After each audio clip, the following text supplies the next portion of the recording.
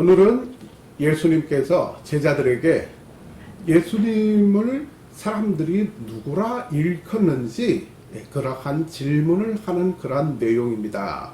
그런데 오늘 본 말씀 첫 구절을 보면 예수께서 빌립보 가이사랴 지방에 이르러 제자들에게 물어 이르시되 사람들이 인자를 누구라 하느냐 했습니다.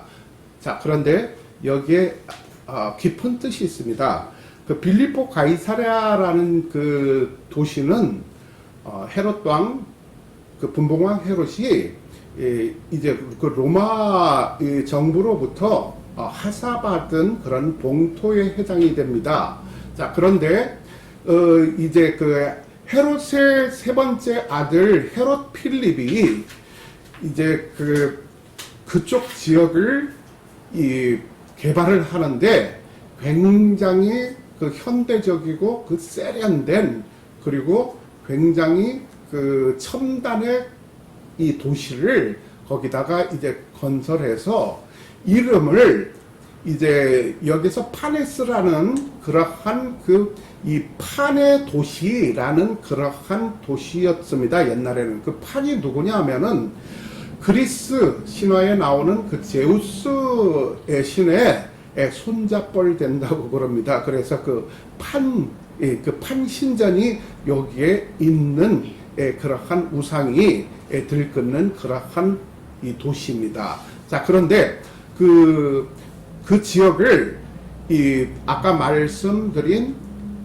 헤롯 세 번째 아들 그 헤롯 필립이 이곳을 이제 다시 재건을 하고 그 헬라풍으로 그리고 그 로마 문화가 여기에 정착되도록 이제 거기에 새로운 신도시를 다시 건설합니다. 그래서 그 이름을 빌립보, 그러니까 쉽게 말해서 필립, 그러니까 그 헤롯의 아들 필립 이름을 넣어서 그 빌립보라고 하였고, 또 가이사랴는 누구냐면은 로마 황제 가이사랴 아우구스투스를 말합니다. 자, 그래서 그 지역은 굉장히 아까 말씀드렸듯이 이방인들이 많이 사는 도시였습니다. 유대 땅임에도 불구하고. 그리고 주로 어디에서 이제 온 사람들이냐면은 그 그리스에서 헬라인들이 이렇게 많이 와서 살고, 그리고 로마 사람들도 그쪽에 많이 와서 사는 그러한 어떻게 보면 국제도시 같은 성격을 띈 그러한 도시였습니다. 자, 우리나라는 반도국가고, 그리고 이제 이 중국이라는 거대한 땅덩어리 이 끝자락에 위치하고 있기 때문에 이제 옛날부터 그 외국인들이 많이 들어오기가 쉽지가 않았지 않습니까? 그런데 이 팔레스타인 지역은 어떻게 보면 그 사막이 이 거대한 벌판으로 이렇게 이루어져 있기 때문에 그렇게 막 이제 어떤 이 국경이 정확하게 이렇게 정해져 있거나 이제 또 그런 분계점이 정확하게 구분되어 있지 않고, 그리고 거기는 이제 말 그대로 유목민들이 많이 살고, 그리고 이제 그 이방 상인들, 아라비아 상인들 유명하지 않습니까? 그런 상인들이 왔다 갔다 하는 그러한 거점 도시이기 때문에 이제 외국인들이 많이 살고 있었다는 것입니다. 자, 그래서 이 빌립보 가이사랴라는 것은 아까 말씀드렸듯이 여기는 이제 그 판 신전만 있는 것이 아니라, 그러니까 그리스 헬라의 그런 그 우상들만 이제 존재하는 것이 아니라 우리가 잘 아는 그 바알 신과 아세라 신상을 거기다 세워놓고 굉장히 그렇게 이제 영적으로 그렇게 타락한 아주 세속적인 도시였다는 것입니다. 자, 그런데 이 빌립보 가이사랴 그 지역이 어느 곳이냐면은 이제 그 헬몬산 쪽, 그러니까 이스라엘 북쪽, 이스라엘 가장 북부에 해당되는 그 지역이 헬몬산이지 않습니까? 우리나라 반도 같으면 예를 들면 그 백두산처럼, 그러니까 백두산처럼 큰 산이 이스라엘의 그 북부에 자리 잡고 있는데 그게 바로 유명한 헬몬산입니다. 그 헬몬산은 해발 미터가 넘는 한라산보다 훨씬 큰 높은 산이죠. 그래서 거의 만년설이 녹지 않고 거기서 이제 그 만년설이 녹더라도 그게 다 이제 그 물이 되어서 지난번 말씀드린 대로 그 갈릴리 호수로 이렇게 쭉 이렇게 내려가서 갈릴리 호수가 형성되고 그 다음에 요단강으로 해서 다시 사해로 내려가는 그러한 어떻게 보면 그 생명의 물줄기를 공급하는 그러한 굉장히 그 중요한 그러한 그 산입니다. 그러니까 그 산악지대와 사막지대로 이루어진 그러한 그 이스라엘에서는 어떻게 보면 그 젖줄과 같은 그런 그 생명줄과 같은 그런 역할을 하는 곳이 바로 헬몬산이라는 것입니다. 자, 그런데 그 헬몬산 근처, 그러니까 이제 그 헬몬산 중턱 가기 전에 높은 고원지대에 이 빌립보 가이사랴 빌립보라고도 하고요. 그래서 그 도시가 그렇게 형성이 돼서 물이 풍부하고 그리고 또 지대가 높다 보니까 그 더운 이스라엘 그 사막 지대보다도 훨씬 다른 지형보다도 이제 서늘하고 지중해성 기후가 그렇게 이제 거기를 굉장히 그 아주 아늑하고 굉장히 포근한 그러면서도 서늘한 그러한 쾌적한 날씨를 제공하는 그런 살기 좋은 그런 도시였습니다. 그런데 아까 말씀드린 대로 굉장히 그 타락한 도시였다는 것입니다. 자, 그렇다면 예수님께서 왜 하필이면 가이사랴 빌립보 가이사랴 이 곳에서 지금 예수님께서 사람들이 나를 누구라고 그 부르는지 그리고 내가 누구라고 생각하느냐고 왜 거기서 물으셨고 예수님 자신에 대해서 예수님의 정체성에 대해서 그렇게 선포를 하셨을까요? 그것은 바로 세속에서 그러니까 세상의 중심에서 주님께서 그 거룩한 주님을 드러내고 주님을 선포하셨다는 것입니다. 우리가 잘 알아야 될 것은 이 기독교가 이런 세속의 종교, 어떤 그런 고행의 종교가 아니라 주님께서는 세상으로 가게 하셨습니다. 세상으로 가서 거기서 빛과 소금의 역할을 하게 그렇게 이제 저희들에게 주문을 하고 계신다는 것입니다. 자, 그래서 그 세상의 그 타락한 도시, 가장 세속적인 도시에서 주님의 그 거룩한 이름이 선포되어지게끔 그렇게 그 세상을 주님께서 어떻게 보면 장악하신다는 그러한 의미가 있다는 것입니다. 자, 그래서 가이사랴 지방에 이르러 제자들에게 물어 이르시되 사람들이 인자를 누구라 하느냐 그렇게 물어봤습니다. 자, 나를 누구라고 하느냐라고 이렇게 물어본 것이 아니라 인자, 그러니까 독생자 예수님, 그러니까 하나님의 아들로 오신 독생자 예수님이신데 예수님께서는 그 신성과 인성을 겸비하신 분이라고 우리가 그렇게 이제 성경적으로 이해를 하고 있지 않습니까? 자, 그래서 여기서는 인자로, 그러니까 인자로 오신 예수님을 사람들이 누구라고 하느냐라고 일컫느냐라고 그 제자들에게 질문을 던지는 것입니다. 자, 그런데 여기서 영어 성경에는 그 인자를 어떻게 표현을 했느냐면은 Son of Man이라고 했습니다. The Son of Man. 그러니까 사람들이 여기서 그 좀 헷갈려요. 그러니까 사람의 아들이라고 Son of Man이니까 사람의 아들이라고 그렇게 이해를 하는데 그것은 잘못된 해석이라는 것이죠. 자, 그래서 우리가 이해를 돕기 위해서 이제 일반적으로 a son of man 하면 사람의 아들이 되겠지만 사람의 아들 중 한 사람이 되겠지만 여기서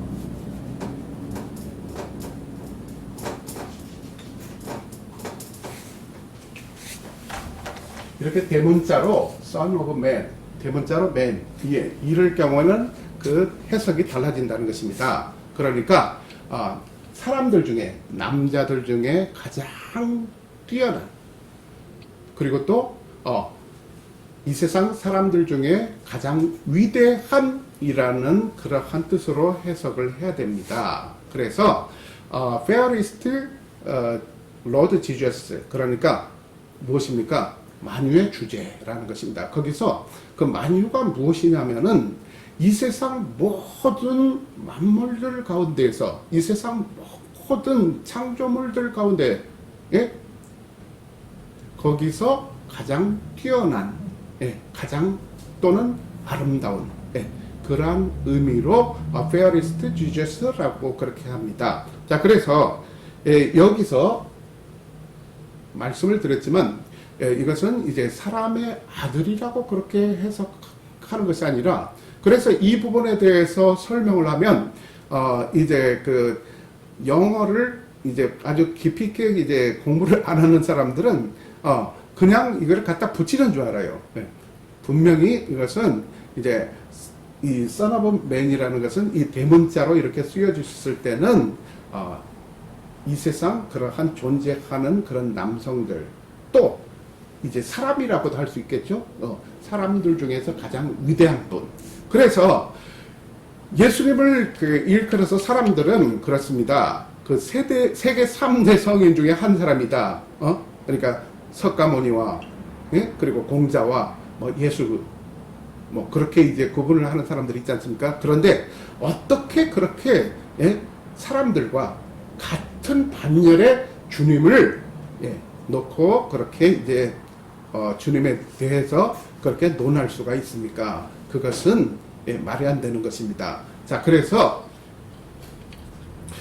주님께서는 분명히 말씀드리지만 여기서는, 그러니까 그 사람의 아들, 물론 사람으로 오셨어요. 인자로 오셨다는 것은, 예, 사람이 육신의 몸을 이렇게 가지고서 그 성령으로 잉태를 하신 것은 맞지만, 그러나 그렇다고 해서 그 사람의 아들이라고 하면 안 되고, 그러니까 사람의 몸으로 이 땅에 오셨다는 것입니다. 지난번 말씀드렸듯이, 그러니까 사람들이 계속 하나님을 보여주십시오. 하나님을 보여주십시오.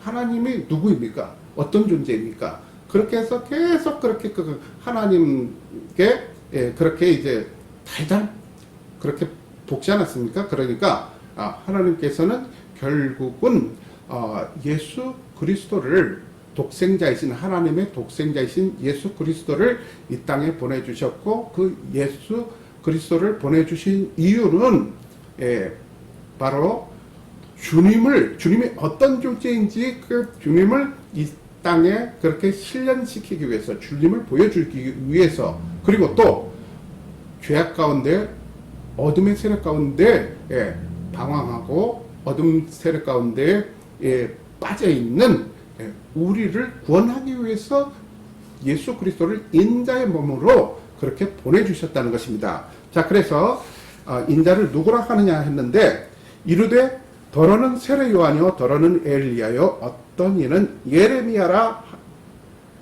예레미야나 선지자 중에 하나이다 라고 했습니다. 그러니까 여기서 세례 요한이 나오고, 그리고 엘리야가 나오고, 그 다음에 예레미야가 나옵니다. 자, 그러면 그 세례 요한은 누구고, 엘리야는 누구, 어떤 사람이고, 예레미야는 어떤 사람입니까? 세례 요한은 아주 강하게 회개할 것을 그렇게 촉구를 하였고, 천국이 가까움을, 그리고 많은 사람들에게 그렇게 공포를 하면서 그렇게 복음을 전한 그러한 세례 요한 아닙니까? 자, 그래서 예수님께서 이렇게 보니까 회개하라 천국에 가까웠느니라 하니까, 그게 세례 요한도 똑같은 그러한 그 복음을 전했거든요.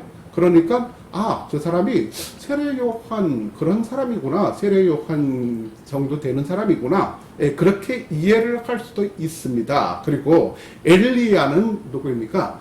자, 엘리야는 갈멜산에서 그 바알 선지자들과 아세라 선지자들 850명과 대결해서 850대 1로 그렇게 그 영적인 싸움을 해서 그들을 일망타진시킨 그러한 분이지 않습니까? 자, 그래서 그 엘리야가 이제 그 죽지 않고 이제 에녹 그 구약에서 에녹과 엘리야가 이제 두 사람이 유일하게 그렇게 그 죽지 않고 하늘로 올라간 그러한 존재입니다.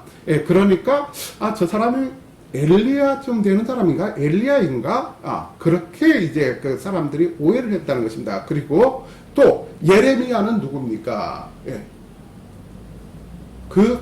하늘의 그 복음을 그리고 하나님의 그 애통하는 마음을 그 하늘의 그 하나님의 복음을 가지고서 이제 회개를 촉구하면서 이스라엘 백성들에게 눈물로 그렇게 그 호소를 했던 선지자가 바로 예레미야 아닙니까? 그래서 예수님께서 그런 예레미야 같은 사람이구나 라고 혹자들은 그렇게 오해를 했다는 것입니다. 자, 그래서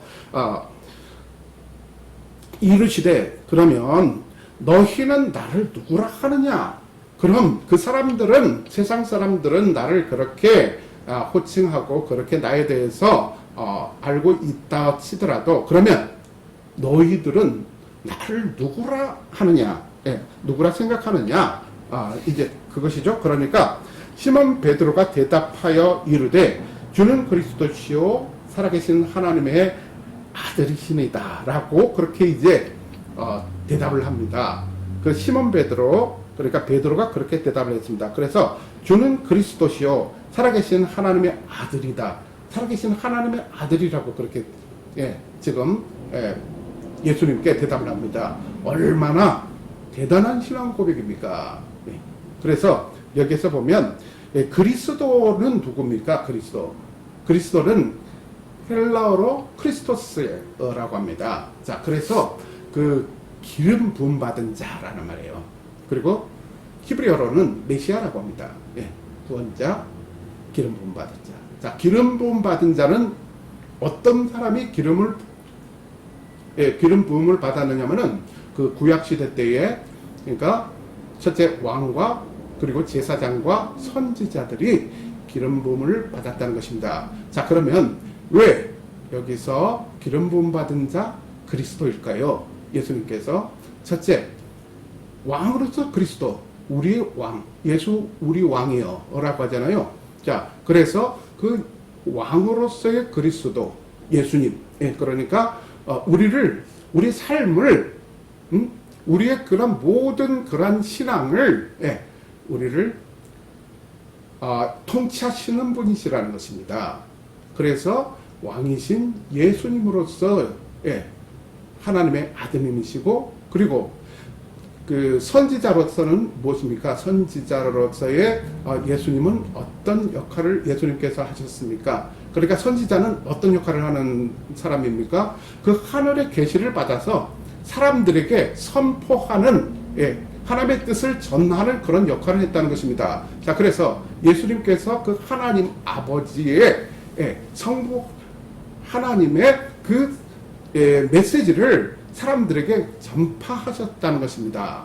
자, 그래서 선지자 역할을 하셨다는 것이고 그리고 또 제사장으로서의 예수님을 살펴보면 제사장은 어떤 역할을 했느냐면은 선지자와 반대로 그 인간들을 사람들을 이렇게 이끌어서 그 사람의 영혼을 하나님께 이끌어가는 역할을 했다는 것입니다. 자, 그래서 그 예수님께서 이 땅에 오셔서 그 제사장 역할을 하셨는데 어떤 역할을 하셨습니까? 결국은 십자가에 몸소 달려 돌아가심으로 말미암아 우리를 그러니까 하나님께 이제 그 인도하는 그런 중보자 역할을 하신 분이 예수님이시라는 것입니다. 그래서 여기서 그 그리스도라는 그 표현이 여기서 나왔다는 것입니다. 그래서 주는 그리스도시요 살아계신 하나님의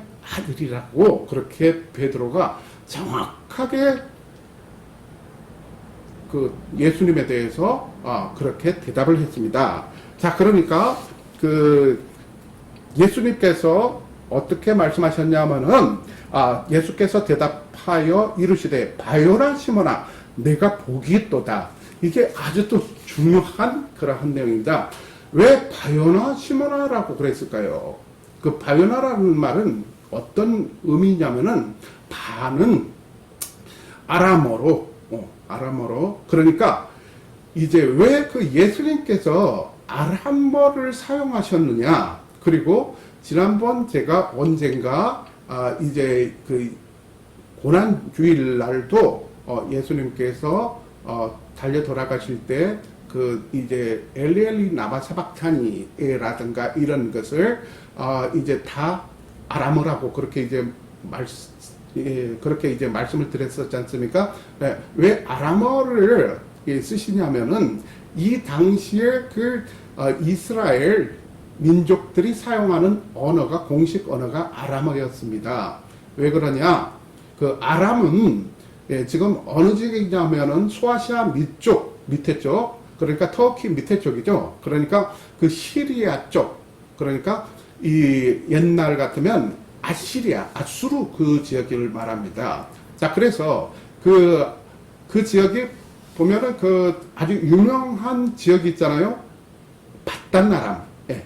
그래서 그 바단 아람 할 때 그 아람이 이제 그 여기서 말하는 아람 지역을 말합니다. 그래서 이 바단은 그러니까 뭡니까? 이제 뜰이란 말이에요. 그러니까 아람의 뜰, 그만큼 쾌적한 살기 좋은 도시 바단 아람이라는 거죠. 자, 그래서 이 메소포타미아 문명을 이렇게 건설했을 때 그 메소포타미아 지역이 굉장히 광활한 지역이고 다인종이 그렇게 모여서 살던 그런 지역 아닙니까? 그래서 그 지역의 공용어로 쓰여졌던 것. 예, 그러니까 아수르뿐만 아니라 이제 바벨론 그리고 페르시아 제국까지 이제 공용어로 사용하게끔 했던 것이 바로 아람어라는 것입니다. 자, 그래서 그 아람어는 이스라엘 그 유대인 히브리어하고는 굉장히 유사해요.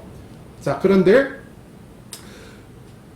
이 굉장히 유사한데 어느 정도 유사하냐면은 어떻게 보면 우리나라 사람들이 이제 그 제주도 방언이라든가 강원도 방언을 이제 잘 알아듣지 못하잖아요. 자, 그러면 가만히 이렇게 이제 그 들어보면 문맥상 그리고 이 어순상, 예? 언어 체계상 이제 거의 동일하다는 것입니다. 그렇게 사투리 정도밖에 안 될 정도로 그렇게 유사한 언어가 아람어였다는 것입니다. 그래서 이제 고레스 왕이 이제 이 바벨론을 정복하고 나서 그 모든 이제 외지에서 들어온 그런 이방인들에게 아람어를 공용어로 쓰게끔 그렇게 했다는 것입니다. 그래서 아람어가 그 당시에 널리 그렇게 퍼졌다는 것입니다. 그래서 이스라엘에서도 거의 아람어를 많이 썼다는 것입니다. 그래서 여기서 그 바요나 할 때 그 바는 아람어로서 그 아들이라는 의미입니다. 아들. 예. 그리고 이제 그 요나는 누구냐? 바로 그 구약에 나오는 그 선지자 요나 선지자를 말합니다.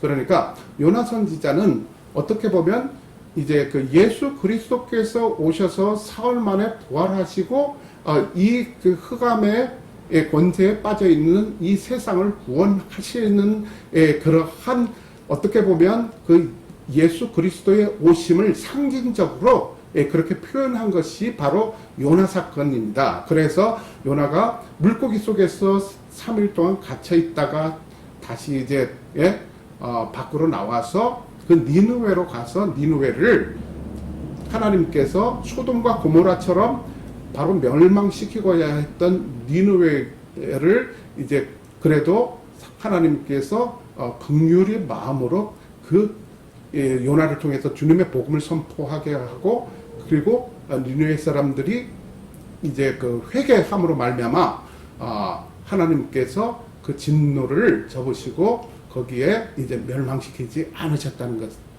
그 사건 아닙니까? 자, 그래서 여기서 그러한 상징적인 의미가 있고, 또 요나는 무슨 의미냐면은 이름의 의미가 이제 비둘기를 상징합니다. 그러니까 비둘기는 성령을 상징하죠. 또 그래서 그 그리스도로 그 성령을 받은, 그러니까 하나님의 그러한 성령을 물붓듯이 그 성령 세례를 받은 이제 그 아들이라는 말이고, 아들은 또 무슨 의미를 갖고 있느냐면, 아들은 그 아버지가 죽게 되면 어떻게 됩니까? 재산을 상속받잖아요.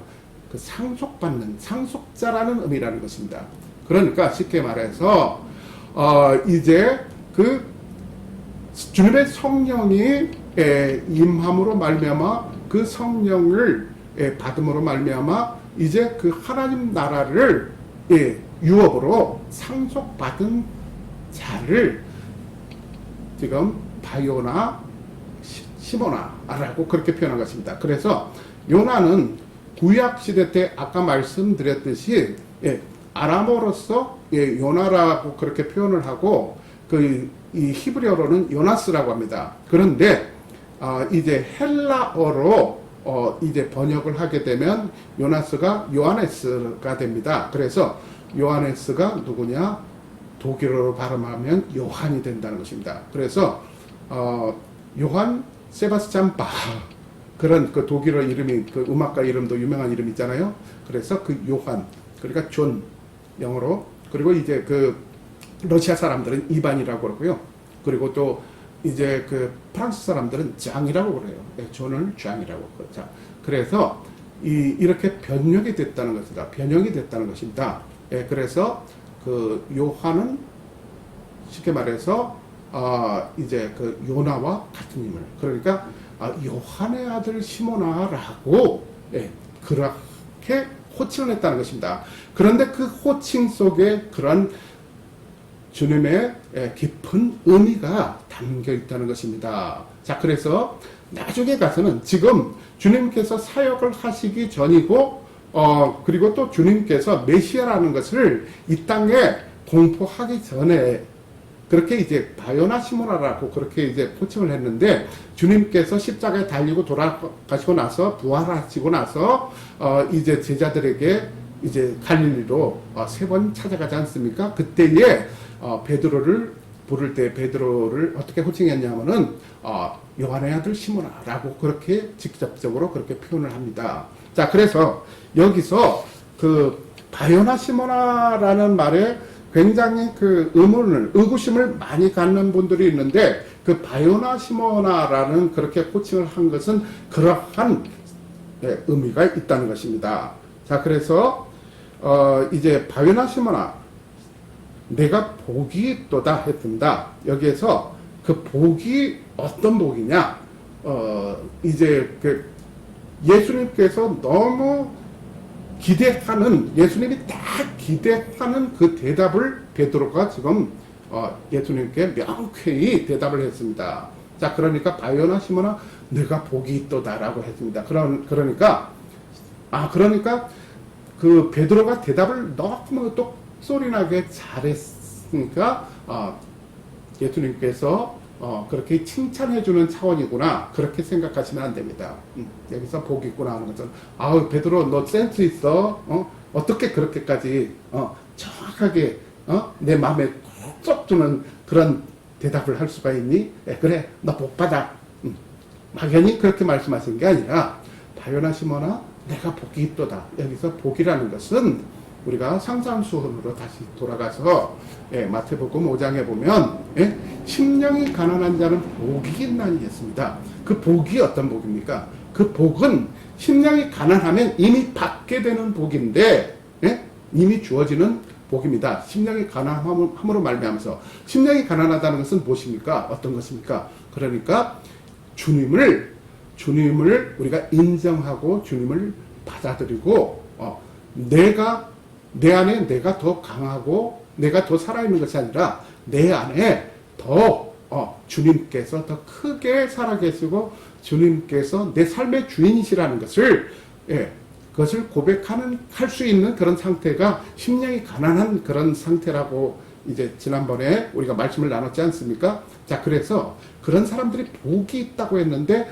그 복이라는 것은 이런 그 어떤 나중에 사후에 그런 미래에 우리가 그 죽었을 때에 하늘나라 가서 그런 받는 그러한 복이 아니라 이 땅에서 이미 그러한 그 심령이 가난한 상태가 되면 복을 받는 상태가 되는데 그 복이 어떤 복이라고 그 후에 나와 있습니까? 천국이 너의 것이라고 있습니다. 그러니까 천국을 이미 받는 그런 복. 그러니까 내 삶에서 천국이 그 유업으로 내 삶에서 이렇게 그 주님께로부터 받아지는 그런 복을 말합니다. 그래서 지금 아까도 말씀드렸듯이 우리가 지금 이 살아가는 이 세상에 그러면 우리가 하나님을 정말로 인정하고 하나님을 잘 믿고 하나님 말씀대로 살면은 이 세상이 왜 이렇게 악합니까? 그리고 왜 악인들이 잘 되고 더 잘 되고 숭숭장구하고 그러면 왜 그렇게 악한 사람들, 러시아의 모 대통령 같은 그런 그 악행을 저지른 사람들은 대해서는 그런 사람들에 대해서는 하나님께서 침묵하시고 방관만 하십니까? 그렇게 주장하실 분이 계실지 모르겠습니다만 그러나 그러한 악한 이런 악한 세상 가운데에서도 주님께서 우리와 함께 내 안에 주님께서 함께 하신다면 이 세상이 천국과 같다는 것입니다. 그래서 지금 이 서두에 여기 그 맨 첫 그 구절에 빌립보 가이사랴로 주님께서 가셔서 제자들을 데리고 가서 그 타락한 도시, 그 세상의 중심, 그곳에서 주님이 지금 주님의 존재에 대해서 주님의 정체성에 대해서 그렇게 이제 선포를 하신다는 것입니다. 주님을 그러니까 세상에서 주님을 선포를 하셨다는 것입니다. 그러니까 그렇게 악한 세상에서도 주님께서는 그러한 세상을 다스리시고 그 가운데서 이렇게 이 복을 받은 자들 그러니까 이러한 그 세상적인 복이 아니라 그러니까 하나님이 주시는 복을 받은 자들에게는 주님께서 그들을 보호해 주시고 주님께서 그들의 삶은 항상 복된 길로 인도하셔서 천국과 같은 그러한 천국과 같은이 아니라 천국의 삶이 이 땅에서도 이루어지게 한다는 것입니다. 그래서 뜻이 하늘에서 이루어진 것 같이 땅에서도 이루어져야 된다는 것입니다. 자, 그래서 이제 또 그래서 여기서 보면 바요나 시몬아 내가 복이 있도다 이를 너에게 알게 하니는 혈육이 아니요 하늘에 계신 내 아버지시니라. 그러니까 무엇이냐 이를 이러한 것을 그러한 그 사실을 알게 하니는 혈육이 아니야. 인간의 힘으로는 그렇게 변화시킬 수도 없고 그리고 또 인간적인 어떤 그 방법을 동원하고 어떠한 그러한 좋은 인맥, 화려한 인맥, 화려한 백그라운드를 우리가 이제 갖고 있더라도 이렇게 그 혈연적으로는 그리고 사람을 통해서는 어떠한 해답을 찾을 수도 없다는 것입니다. 자, 그래서 여기서 혈육이 아니요 하늘에 계신 내 아버지니라. 그러니까 그러한 이 심령이 가난한 상태로 돌아가고 그리고 또 그렇게 주님을 메시아로 인정을 하고 내 삶의 주인이시라는 것을 인정할 수 있는 그런 믿음의 경지에 도달할 수 있는 것은 나도 혈육이잖아요.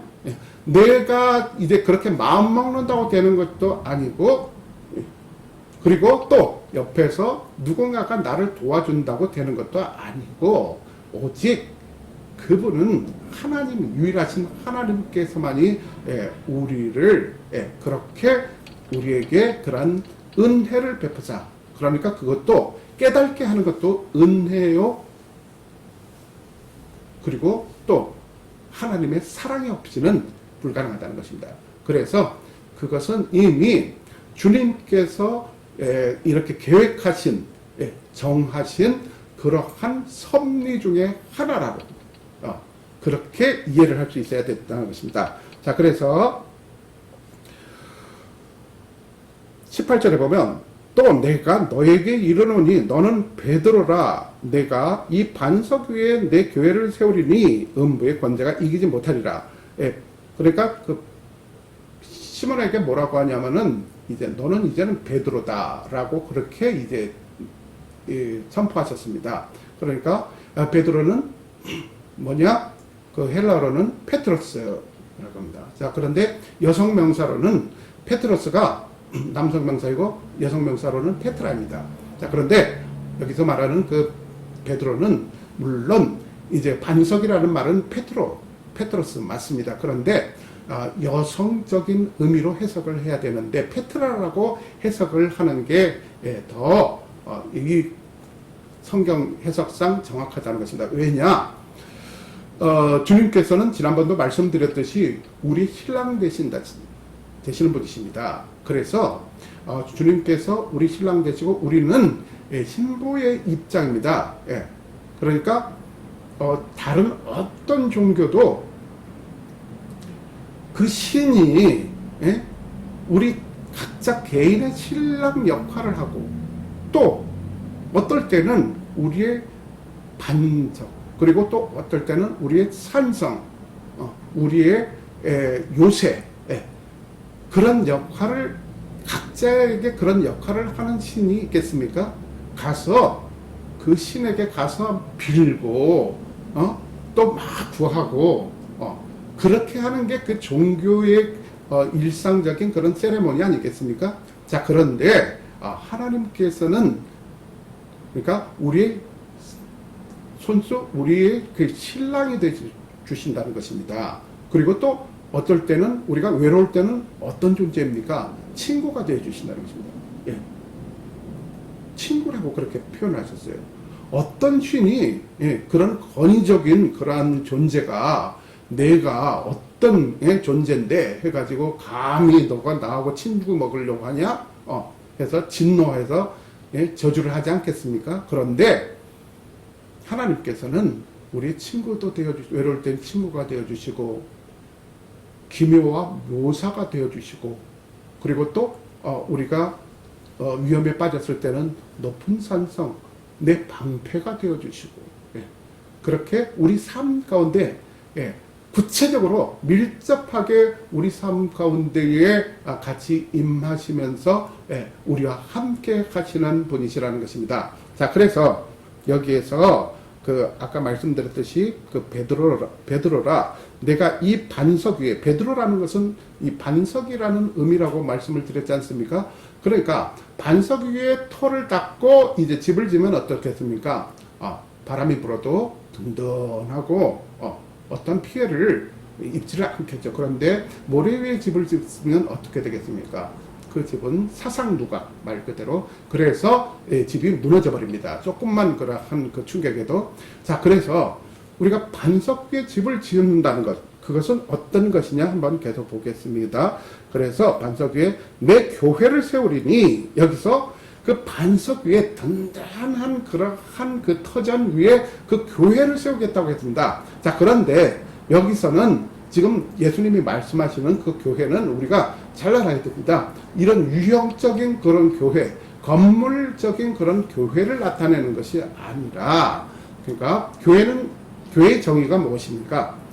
하나님을 구세주로 인정하고 영접하는 그러한 믿음의 단체, 공동체를 교회라고 하지 않습니까? 자, 그래서 지금 그 베드로를 통해서 주님 나라, 주님의 공동체이신 그 교회를 든든하게 세워가겠다는 그런 선포라는 것입니다. 자, 그래서 여기서 보면은 교회를 세우리니 음부의 권세가 이기지 못하리라. 그래서 지금 당당하게 세상의 중심으로 예수님께서 가셔서 그 예수님이 내가 어떤 존재인가 물어보기도 하고 거기에 정확하게 대답한 그 베드로에게 지금 이런 그 구원의 계획을 지금 말씀하고 계시지 않습니까? 자, 그래서 여기에 그 음부의 권세라는 것은 그 세상에, 예?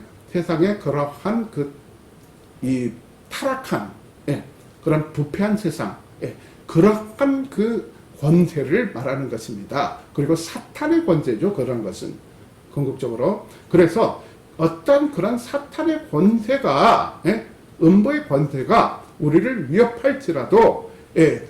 그러니까 반석 위에 주님께서 교회를 세우신 그 교회는 든든하고 결코 이제 무너지지 않고, 예, 이기리라 라고 그렇게 말씀을 하시는 것입니다. 왜 그렇습니까? 그 교회의 주인은 목회자도 아니요, 장로도 아니요, 권사님도 아니요, 집사님도 아니요, 뭐 신도들 중에 되게 헌금 많이 내는 사람도 아니요, 예, 예수 그리스도이기 때문에 그렇습니다. 예수 그리스도를 누가 감히, 예, 대적하겠습니까? 이길 수 있겠습니까? 그래서 예수님께서 그 교회를 세우시고 친히 그 교회의 머리가 되시고 주인이 되어 주시겠다는 것입니다. 자, 교회란 아까 말씀드렸듯이 외형적인 것을 말하는 것이 아닙니다. 야, 몇십만 명이 들어오는 그 교회를 짓자 해가지고, 예, 그렇게 해서 큰 교회를 짓는다고 해서 그게 주님의 뜻이 아니고, 예, 주님의 이름으로 새 영혼 이상만 모여도 거기는 주님께서 함께 하시고 그걸 교회로 인정해 주신다는 것입니다. 자, 그래서 내가 천국 열쇠를 너에게 주리니 내가 땅에서 무엇이든지 매면 하늘에서도 매일 것이요 내가 땅에서 무엇이든지 풀면 하늘에서도 풀리려 하시고. 그러니까 무엇입니까? 너에게 천국 열쇠를 주겠다. 그런데 땅에서 매게 되면 하늘에서도 매일 것이고, 땅에서 풀면 하늘에서도 풀 것이라는 것이요. 그건 무엇이냐? 예, 어떻게 보면 심은 대로 거두게 된다는 것입니다. 그 결과가, 예, 자기가 무엇에 매여 있는지, 예, 그리고 또 무엇을 통해서, 예, 주님을 알아가고, 예, 주님에 대해서 우리가 열린 마음으로 받아들일 수 있는지, 그것을 우리가 이 말씀에서 잘 생각을 해보고 그리고 내 신앙을 다시 한번 점검해보는 계기가 되어야 될 것입니다. 자, 그래서 마지막 절, 이에 제자들에게 경고하사 자기가 그리스도인 것을 아무에게도 이르지 말라시니라. 자, 지금 예수님께서 지금 사역을 시작하셔야 됩니다. 사역을 하셔야 되는데 지금부터 벌써 그리스도인 것을 그렇게 이제 이 사람들에게 가서 알려버리고 또 예수님의 그 존재가 그렇게 이제 이 노출이 되게 되면, 오픈되게 되면 그 사람들이, 그러니까 그 기득권을 잡고 있는 세력들이 어떤 세력입니까? 예. 요나스 가야바라는 대제사장과 그리고 바리새인들, 사두개인들, 또 그 열심당원들, 예? 예. 그리고 서기관들, 이런 사람들 아닙니까? 이런 사람들이 저 이단은 뭐지? 해가지고 분명히 그 예수님이 사역을 하기도 전에, 예, 그 방해를 할 것이라는 것입니다. 자, 그러니까 일단은 내가 그리스도라는 것을, 예, 아무에게도 말하지 마라. 그리고 내가 그 세운 계획을 이제는 이 세상에서 선포를 했고 이제 하나하나씩 이렇게 이루어 갈 것이라는, 예, 그러한 약속이라는 것입니다.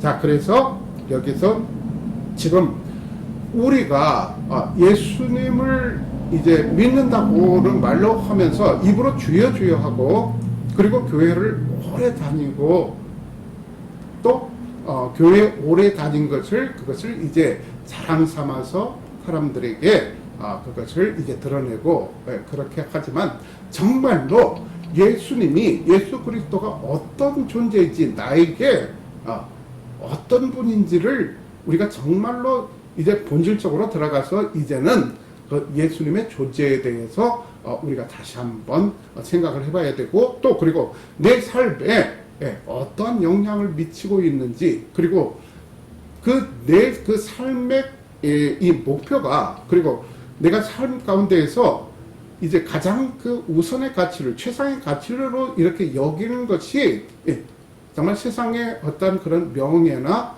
그러한 재물이라든가 그리고 화려함인지 아니면 말로는 예수님 하면서도 이제 우리가 이제 행동하고 말하고 하는 거 보면 너무 이렇게 세상적인 그런 사람들이 있지 않습니까? 그래서 이제 내가 그러한 부류의 사람인지를 이제 정확하게 우리가 한번 다시 내 자신의 그러한 상태를 돌아보고 내 마음 가운데에 정말 그리스도이신 메시아이신 하나님께서 정말 우리와 내 자신과 함께 이렇게 동행하고 있는지, 그래서 내 자신 가운데에 내가 아무리 이렇게 가이사랴 빌립보 같은 이런 세상을 살고 있지만, 그러나 나는 항상 그리스도 안에 살고 있는지 그것을 다시 한번 돌아보고 우리가 정말로 그 예수님께서 우리에게 이렇게 가르쳐 주신 내용을 잘 습고하면서 음미하면서 그리고 주야로 묵상하면서 주님과 동행하는 그러한 축복된 삶을 사시기를 축복합니다.